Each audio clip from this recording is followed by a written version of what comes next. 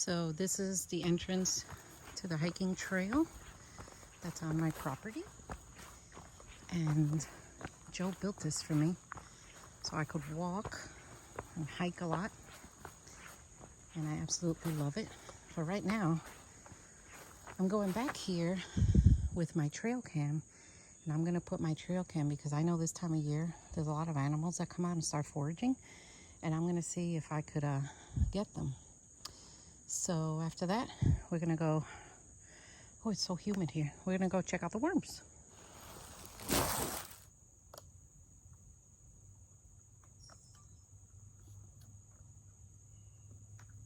So this thing records video and picture. There we go. We are ready. Hey guys, welcome back. So I want to show you here the red wigglers I've been raising here, the ones that are fattening up in here. I want to show you what this is, a half a cup, which is 4 ounces, what it looks like. These are the red wigglers that I'm gonna be having for sale. These are Yesenia fetidas. There are no blues in here, but this is how I measure them. This is a 1/4 cup measuring cup, and it's 2 of these full of worms, and then I put it on there, and it's 4 ounces. So when I put them up for sale, I'm probably gonna start doing it like that while my herd continues to grow here. So I just I thought you should know that, so you know how I measure them. But anyway, right now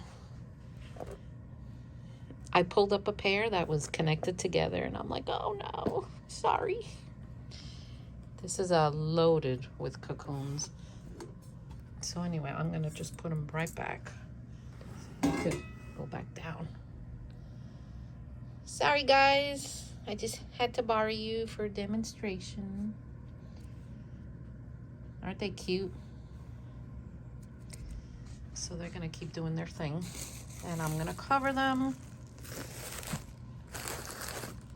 So the division of the red wigglers continues here, and I'm trying to use some of the straw I have, but we'll see.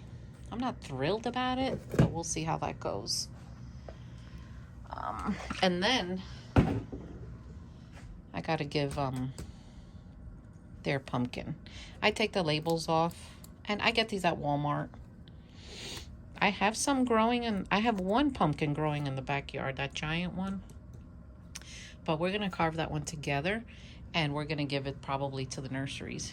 But anyway, I'm gonna keep this process going while I watch a documentary about American Sasquatch. That'll be a good one. And by the way, I'm about to start memberships on my channel.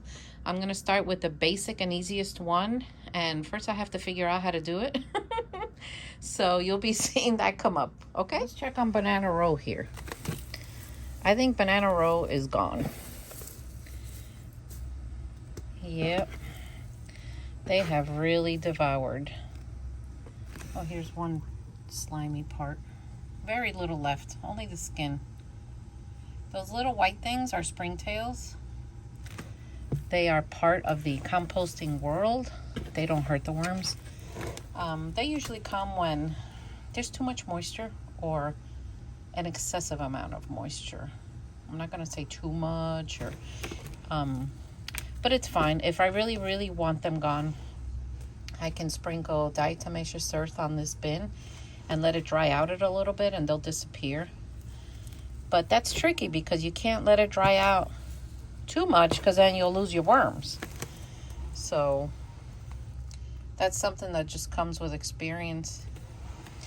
I have killed worms through the years, trying all different kinds of things, but you know, that's how you learn. Let's check the lettuce here. It's slowly vanishing. Sometimes I feel for temperature. It's not warm at all. But there's certain foods that you feed a worm bin, if you bury it, it will heat up your worm bin. Like rice or bread. Never bury it. unless you're doing an experiment and you're ready just to cool it off somehow, because they are going to run if it heats up, and it will heat up. It's guaranteed. So they're really enjoying this lettuce. And here's a bunch of them down here. So I'm going to take some and put it in here to put in my 6 grow out bins over there. And then we're going to keep going. So since I made a dent in this nursery bin, I'm going to move everything aside, and I'm going to put fresh bedding on this side. So the bunches I took from the nursery, I put them in here by fistfuls, 2 or 3 fistfuls in each one. I don't measure. A piece of lettuce came with it, so I just left it because I know they're going to eat it. But I know this bin over here, I put a little too much water. And I can tell because you can see it. So I have my trusty shredder. I love having a shredder, guys. I didn't have one for many years, and I would literally sit and just break the pieces up into strips, which I do sometimes occasionally, as you can see, if I don't feel like going over there. But I'm gonna add some extra to this one too. But having a shredder is definitely a good investment in your worm. Now you can put paper towel tubes through your shredder, at least I can with mine. Toilet paper tubes. I open them, make sure they're flat. That way the machine doesn't struggle. And that works. So I'm just gonna stir this a little bit, make sure it gets down there, absorbs all that water. And it'll be fine. See, look how much water's there. So I really gotta get paper in that corner. Now, when you set up a worm bin like this, you should do it like a few days before the worms arrive. But I will tell you, I am guilty of not doing that myself, so don't sweat it. Just make sure you're not dampening this up with warm water and then putting your worms in, because they're gonna run. They don't like it. So this is still a little too wet for my liking. So since I'm not going back to the shredder, I'm just gonna take some newspaper and cut it in a few strips like I did with that one. And we're just gonna keep going. So let's see, the weather's starting to change here in Indiana. I see the leaves in my yard are starting to turn a little orange. So pretty soon it'll be leaf season.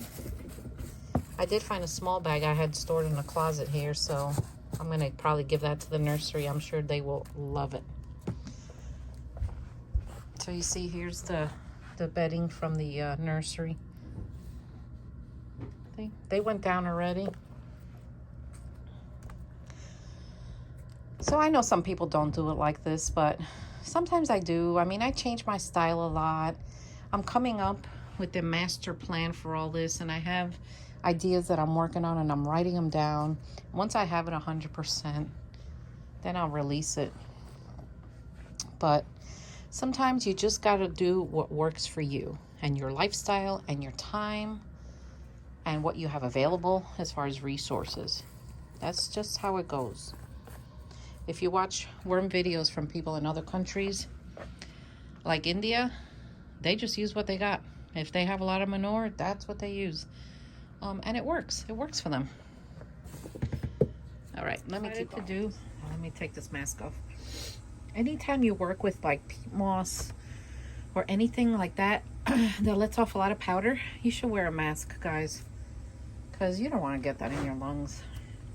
Anyway, just trying to help you out. This is the Red Wiggler nursery. So I decided to just spread it out and add more bedding and just continue like that. Because if I were to push this sideways and refill this side only, that's the migration. And honestly, if this were like my pets or an experiment, I might do that.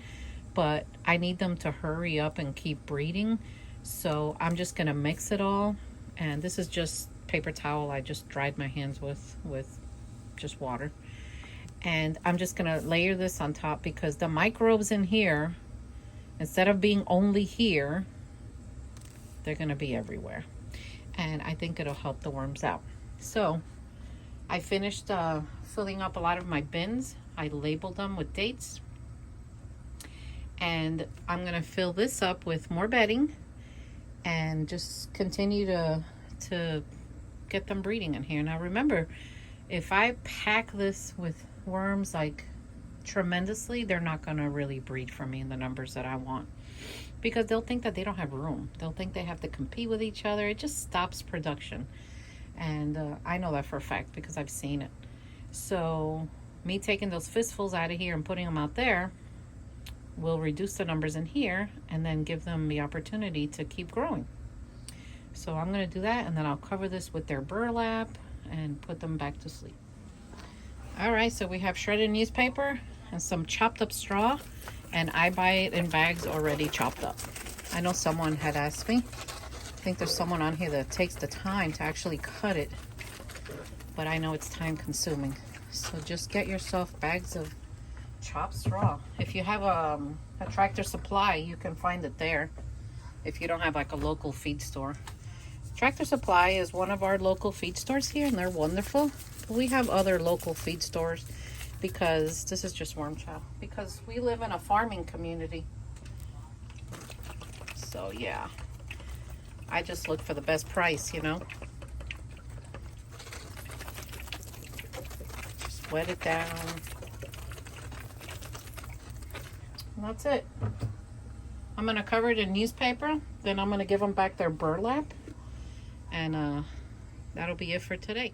So I hope you enjoyed this video. If you like my content, press that subscribe button. Give me that thumbs up. And I'll see you all next time. Take care.